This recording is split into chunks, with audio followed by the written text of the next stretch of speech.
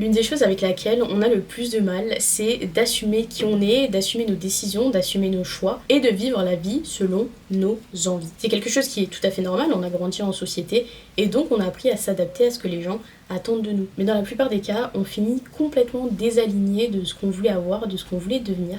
Et dans cette vidéo, je vais t'expliquer comment est-ce que moi j'ai fait pour me réaligner avec ce que je veux accomplir dans la vie et avec qui j'ai envie d'être, malgré le fait que ça ne plaise pas à certaines personnes, que je me fasse énormément juger et que malheureusement, des fois, on se sent énormément seul quand on décide de prendre ce genre de chemin. Le premier point que je vais aborder, ça va être la patience. Je pense que la plupart des gens sous-estiment énormément le temps que ça prend, la détermination que ça demande, que de se faire passer en premier. Pourquoi ? Parce que tu ressens constamment le regard des autres sur toi, sur les décisions que tu prends, sur la situation dans laquelle tu as l'air d'être, que ton entourage est habitué à ce que tu sois un certain type de personne, donc évidemment que quand tu changes, ils se disent mais il est complètement fou, elle est complètement folle, ou pour qui tu te prends, c'est souvent des phrases qu'on se prend. Donc ça demande énormément de patience que d'attendre de voir les résultats des efforts qu'on est en train de fournir. Comment travailler ta patience ? Eh bien c'est simple, il va falloir que tu t'engages dans des activités qui t'offrent des récompenses mais différées. Ça s'appelle les récompenses différées. Quand tu commences le sport par exemple, tu vas mettre plusieurs semaines avant de voir des résultats.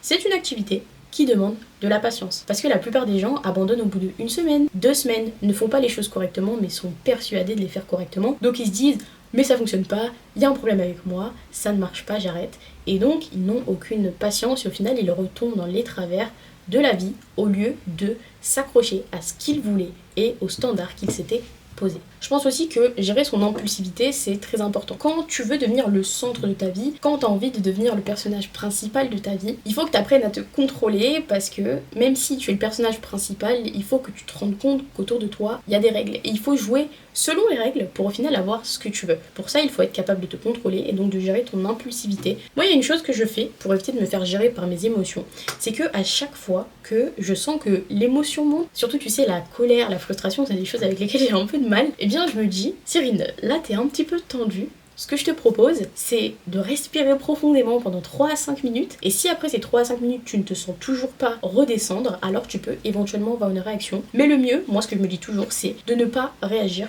avant 48 heures. Parce que normalement, en 2 jours, t'es redescendu et t'as une façon de voir la situation qui est différente. Ça t'évite en fait à toi-même de te créer plus de problèmes. Parce que je pense pas forcément aux gens à l'extérieur, même si j'essaie de rester poli, très sympa, etc. Je pense surtout à moi. L'impulsivité, ça te rend pas plus fort, plus forte, ça fait pas que tu t'affirmes. Ça prouve juste que tu es quelqu'un qui ne se contrôle pas. Et donc ça envoie un signal à ton cerveau très très simple. Mes émotions me contrôle. Mais t'es pas un animal, t'es capable de te contrôler. La deuxième chose, c'est de développer ta pensée critique. Pensée critique, ça veut juste dire analyser ce que tu es en train de penser. La plupart des gens, encore une fois, confondent ce qu'ils sont avec ce qu'ils pensent. Ce que tu penses, c'est juste le résultat de tes expériences et de ce à quoi tu as été exposé, éventuellement aussi de tes influences. Mais c'est pas ce que tu es, ce sont juste des pensées. Mais trop de gens s'identifient à leurs pensées. Il faut que toi, tu apprennes à questionner ce que tu penses. Est-ce que c'est ce que je veux ? Est-ce que c'est vraiment ce que je pense ? Est-ce que c'est vraiment qui je suis ? Si tu arrives à te poser constamment ces questions lorsque tu penses des choses et lorsque tu dois prendre des décisions importantes, ça va totalement changer ta vie. En fait, c'est très simplement le fait d'être capable de prendre du recul sur les situations et sur tes décisions. C'est quoi les avantages, c'est quoi les inconvénients du fait de faire ça, d'arrêter ça. Par exemple, tu vas à la salle encore une fois et tu te dis « Ah mais je vois pas de résultat, ni. » Ok, est-ce que tu vas arrêter ? C'est quoi les avantages d'arrêter ? C'est quoi les inconvénients ? Inconvénients, au final, t'auras pas ton body goal. Donc qu'est-ce que tu vas faire ? Tu vas trahir ta promesse. Donc tu pourras pas te faire confiance parce que tu trahis tes promesses. Avantage, au moins je pourrais rester dans mon canapé et regarder la télé et continuer à faire ce que je fais d'habitude sans trop faire d'efforts. Sauf que le truc, c'est que l'ennemi du succès, c'est le manque d'efforts. Le fait de rester dans ta zone de confort et dans ce que tu connais déjà n'est pas une bonne idée. Tout simplement parce que ça te fait pas avancer.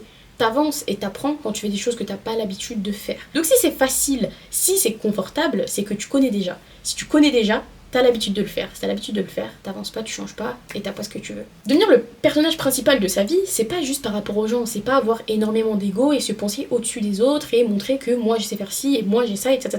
Être le personnage principal de ta vie, c'est te faire comprendre que ce que tu veux passe d'abord. Ce que tu veux, ce que ton cerveau veut, passe avant tes émotions, passe avant ta flemme, passe avant tes croyances limitantes. Être le personnage principal de ta vie, c'est être le personnage principal de toi face à toi. Mon troisième conseil, ça va être vraiment de créer une routine. On n'en parle pas beaucoup, je trouve quand même, ou en tout cas les gens en parlent d'une façon assez étrange, alors que c'est très simple. Avoir des routines, ça facilite les choses. Tu peux rendre facile le fait d'aller au sport. C'est pas honteux de vouloir rendre facile quelque chose, c'est justement intelligent si tu sais que cette chose est bonne pour toi. Pour aller à la salle, si t'as déjà tes ensembles qui sont prêts, pliés et posés sur ta chaise, est-ce que c'est pas plus simple quand tu te réveilles le matin pour aller t'entraîner? Si tu prépares tes repas à l'avance, est-ce que c'est pas plus simple de suivre ta diète? Si tu sais que tu commences ta transformation physique avec une copine, est-ce que c'est pas plus simple d'aller à la salle avec quelqu'un que t'aimes, où tu sais que tu vas passer un bon moment? Pourquoi compliquer les choses quand tu peux rendre facile les bonnes décisions? Et créer les routines, c'est ce qui va t'aider.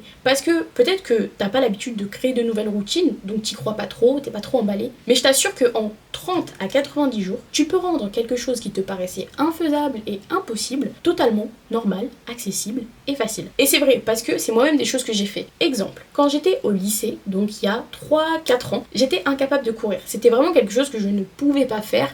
5 minutes, je crois que c'était mon maximum. Aujourd'hui, 5 km, je l'ai fait tranquillement après une grosse séance de sport. Je dis pas ça pour flex ou quoi, parce que de toute façon, je cours même pas vite, mais en tout cas, c'est quelque chose que j'ai réussi à normaliser. Et si j'avais pas fait ça, mais j'aurais jamais pensé que c'était possible. Moi, je détestais le sport. Et au final, je me retrouve à faire la moitié de mes contenus juste sur du sport. Tout ça pour te dire que tu peux rendre simple et accessible des choses qui te paraissaient impossibles juste à la force de ton mental. Et en fait, le plus dur, c'est juste le début. Les 30 premiers jours, c'est la guerre. T'as envie d'arrêter tous les jours, tu vois pas de résultats, t'as l'impression que tu te blesses, t'as l'impression que tout ce que tu manges ça sert à rien, ou que justement tu manges trop, ou qu'en fait tu manges pas assez, et c'est vraiment une guerre psychologique. Mais si tu persistes et que tu passes ces 30 à 90 jours, ensuite t'as une nouvelle personnalité, t'as une nouvelle identité, et une fois que t'associes ta routine à ton identité, c'est vraiment easy, tu ne réfléchis même plus, c'est un automatisme, c'est comme quand tu te réveilles le matin et que tu vas te brosser les dents. Quatrième point, et franchement pas des moindres, ça va être les influences autour de toi. Donc pour moi on a 3 types d'influences. On a l'environnement, on a les proches et on a le téléphone. On commence avec l'environnement. D'après moi, l'environnement, c'est l'influence sur laquelle tu vas avoir le plus de mal à avoir un impact, surtout si t'es jeune. Tu décides pas forcément de là où tu vis, de comment tu vis, de si t'as le droit de sortir ou pas, surtout si t'es mineur. Moi, quand j'étais mineure, c'était impossible que je sorte et j'avais pas le droit de sortir, donc je comprends totalement. Mais tu peux le laisser sur le côté pour l'instant, parce qu'on va s'intéresser aux gens. On a l'entourage. Alors l'entourage, ce qui est cool, c'est que certaines fois, tu peux vraiment minimiser la dose de contact avec eux. C'est-à-dire que si tes potes ou ta famille ne sont pas du tout alignés avec ce que tu veux, bah c'est pas grave. Ils peuvent quand même rester. Mais il faut que tu fasses attention à combien de temps tu passes avec eux. Parce qu'en fait, la phrase qui dit « on est la moyenne des 5 personnes qui nous entourent », je pense qu'elle est réelle. Je suis pas convaincue du chiffre 5, mais je pense qu'on est, ou en tout cas qu'on devient certainement, la moyenne des gens qui sont autour de nous. Et vu que le téléphone compte, d'après moi, comme une influence totale, et de toute façon, c'est mon téléphone qui a fait la personne que je suis aujourd'hui, je pense qu'il est important de te concentrer en top 1 priorité sur les contenus que tu consommes. C'est-à-dire que si tu consommes des vidéos comme les miennes, je pense sincèrement que tu vas avancer dans ta vie, tu vas avancer dans tes objectifs. Pourquoi ? Parce que je vais être le genre de personne qui va te pousser. Je vais toujours te pousser à faire ce que tu veux, à courir après tes rêves, et je vais toujours te dire que ce que tu veux de toute façon c'est pas assez grand, tu vois. Donc tu vas toujours chercher plus haut, plus haut, plus haut. Si tu regardes des contenus qui te rendent un petit peu bête, des contenus qui te font te sentir mal, bah évidemment que tu vas pas avancer, tu vois. C'est comme ton entourage, si tu restes constamment avec des gens qui te disent que t'es bête, que t'es nul, que t'es moche, que c'est impossible, que blablabla, ça va être compliqué, tu vas inconsciemment finir par être convaincu par ce qu'ils disent, voire même consciemment, ça serait le pire. Donc d'après moi, tu dois vraiment aller à l'extrême dans les contenus que tu consommes et faire très attention, donc très attention, t'as pas besoin d'être stressé ou quoi, hein, mais attention à bien sélectionner des gens qui sont inspirants, des gens qui sont déjà ce que tu veux devenir. Parce que tu vas voir qu'avec le temps, de toute façon, tu vas pas suivre forcément toujours les mêmes personnes. Tu vas changer d'inspiration. Moi, la première, en 2 ans, j'ai changé, je pense, 40 fois d'inspiration. Il y a des gens que je trouvais incroyables à l'époque, que je trouve super gênants maintenant. Quand je regarde mes vidéos d'avant, il y a des fois où je me dis, mais bon, elle est pas nette la petite, tu vois. Donc c'est des choses qui sont tout à fait normales, mais tu dois quand même faire attention et être super sélective par rapport au contenu auquel tu t'exposes, parce que c'est des influences. Et d'après moi, vraiment, ça c'est un outil qui est incroyable, mais c'est un petit peu comme un couteau. Soit tu décides de l'utiliser pour faire des plats succulents, soit tu décides de l'utiliser pour aller faire du mal avec. Ou plutôt du mal à ta propre personne. Donc c'est à toi de voir. Pour moi, tu commences par gérer l'influence internet, parce que tu passes des heures et des heures et des heures et des heures au contact de ton téléphone. Ensuite, tu gères tes proches. Tu modifies ta réaction face à eux si tu peux pas décider de s'ils restent ou pas. Et ensuite, tu essaies en parallèle toujours d'améliorer ton environnement. Et c'est des choses qui nécessitent, comme au point numéro 1, énormément de patience. Le point numéro 5, ça va être d'apprendre de tes erreurs. Parce que les gens qui perdent le plus de temps finissent avec un état d'esprit de victime et se disent que le monde s'abat sur eux, etc.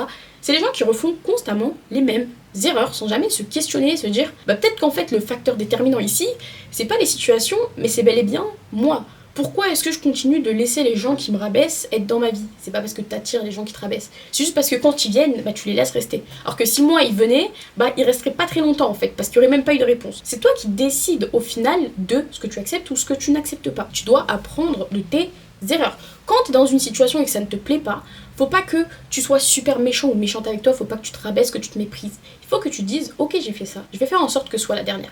Je vais faire en sorte que si j'ai payé ce prix-là, que ce soit vraiment en argent ou que ce soit en autre chose, ce ne soit pas pour rien que ce soit la dernière fois. Il y a d'énormes chances que ce ne soit pas la dernière fois, évidemment, que tu sois exposé à ce genre de situation, mais c'est déjà bien de commencer par te dire que ce sera la dernière fois et que tu vas retenir ta leçon. Quitte à même sortir un cahier et à écrire dessus exactement ce qui s'est passé et quelle est la morale de l'histoire, fais-le. Parce que c'est comme ça que t'avances. C'est en étant super intentionnel avec ce qui t'arrive et avec les décisions que tu prends. C'est comme ça qu'on devient le personnage principal de sa vie. C'est en s'accordant suffisamment d'importance pour se concentrer sur ces choses-là. Et le 6e point, ça va être de faire attention à ce que tu fais de ton temps libre. Je pense honnêtement que passer ton temps à être super occupé, à travailler énormément, c'est pas forcément positif. Parce que t'as besoin de te calmer, t'as besoin de te reposer certaines fois et t'as besoin de te déconnecter. Maintenant, tu peux choisir des activités de détente qui renforcent l'état d'esprit que tu vas avoir, qui renforcent ta détermination, ta résilience et qui te rendent même plus intelligent. Si t'as l'habitude de te détendre en regardant des vidéos YouTube de divertissement, tu peux continuer à le faire.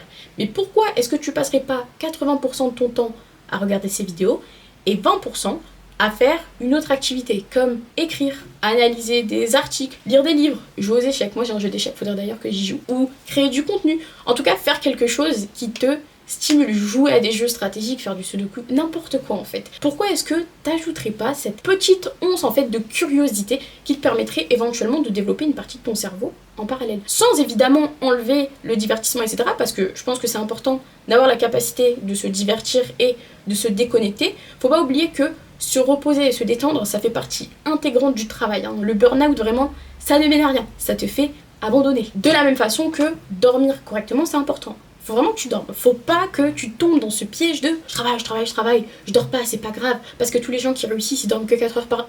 Non, ça c'est du bullshit. Le cerveau, il a besoin de repos. Il a besoin de repos pour mémoriser ce que tu lui fais apprendre et pour garder les souvenirs. Moi, j'avais lu une étude, je sais plus laquelle c'était, mais en gros, ça expliquait que le cerveau, quand tu dors, en fait, lui, il est pas éteint. Il est pas en veille, il est en mise à jour. C'est-à-dire que tout ce que tu as fait pendant la journée, les souvenirs, les choses que tu as apprises, etc., elles se font ancrer dans le cerveau lorsque tu dors bien. Si tu dors mal, ton cerveau ne se souvient pas de ces choses et au final, c'est comme si ça s'était pas passé. Donc tu as des bribes de souvenirs, évidemment, mais c'est pas de bonne qualité. Et le meilleur moyen de faire un très bon travail de très bonne qualité, c'est d'avoir bien reposé la machine qui le délivre. Donc voilà, c'était tout pour les conseils qui personnellement m'ont aidé à devenir le personnage principal de ma vie. Encore une fois, point numéro 1, ça nécessite énormément de patience, énormément de foi. Il n'y a pas de secret miracle, il n'y a pas d'astuce parfaite qui va faire que, boum, tu vas réussir dans ta vie. La seule chose qui assurera ton succès, c'est qui tu es. Donc fais en sorte d'être sûr et certain, ou sûr et certaine, d'être la personne que tu es vraiment. Et il est certain que tu réussiras dans la vie.